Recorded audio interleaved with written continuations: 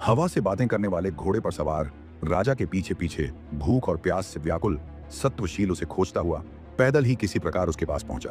उसे ऐसी बुरी हालत में देखकर राजा ने स्नेहपूर्वक पूछा, सत्वशील, क्या तुम वह मार्ग जानते हो जिससे हम यहाँ आए थे?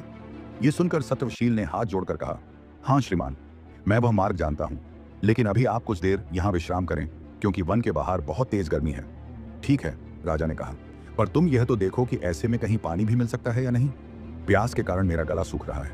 देखता हूं श्रीमंत। यह कहकर सत्वशील एक ऊंचे वृक्ष पर चढ़ गया, जहां से उसे एक नदी दिखाई पड़ी। वृक्ष से उतरकर वह राजा को वहां ले गया। तत्पश्चात राजा को जल पिलाकर उसकी थकान दूर की। राजा के पानी पी लेने के पश्चात उसने अपने कपड़े की खूंट से कुछ मधुर आंवले निकाले और उन्हें धोकर राजा के समक्ष पेश किया।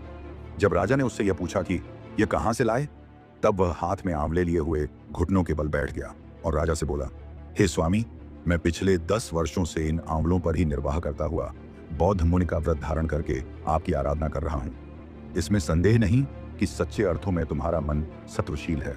ऐसा कहकर कृपावश उस राजा ने सोचा, उन राजाओं को धिक्कार है जो सेवकों का दुख नहीं जानते, और उनके मंत्रियों को भी धिक्कार है जो अपनी वैसी स्थिति राजा को नहीं बतलाते।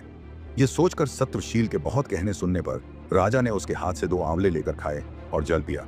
अनंतर सत्वशील ने भी जल पिया और राजा के साथ वहां कुछ देर विश्राम किया। बाद में सत्वशील ने घोड़े पर जीन कसी और उस पर राजा को सवार कराया। वह स्वयं राह दिखाता हुआ आगे आगे चला। राजा के बहुत कहने पर भी वह उसके घोड़े पर पीछे नहीं बैठा। रास्ते में राजा के बिछड़े हुए सैनिक भी मिल गए और सबको साथ लेकर वे राजधानी लौट आए। राजधानी में पहुंचकर राजा ने उसकी स्वामी भक्ति का वृत्तांत सबको सुनाया, लेकिन उसे भरपूर धन और धरती देकर भी अपने को ऊण नहीं माना। इस तरह सत्वशील कृतार्थ हुआ। प्रत्याशी का रूप छोड़कर राजा चंद्रसेन के निकट रहने लगा। आगे की कहानी जानने के लिए अभी सब्सक्राइब करें।